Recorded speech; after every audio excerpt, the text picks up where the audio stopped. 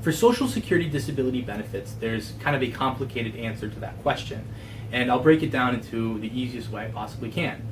First, there are two different types of benefits: Social Security Disability Insurance, SSD, or SSDI it's called, and the other is called SSI. I'll leave this explanation to the Social Security Disability Insurance side, and the Supplemental Security Income side, SSI, that separate program we can talk about a little bit later.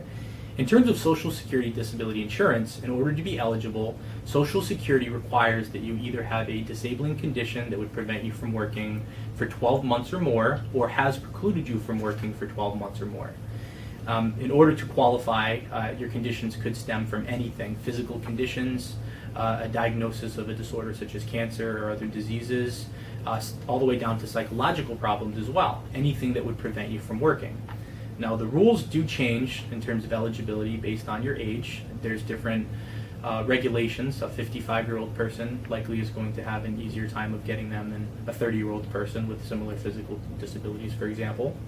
However, in order to really qualify for disability, SSDI, the first program, you would need to have acquired enough what they call quarters, work history that was significant enough in which you paid enough taxes into the system through over-the-table work in order to qualify.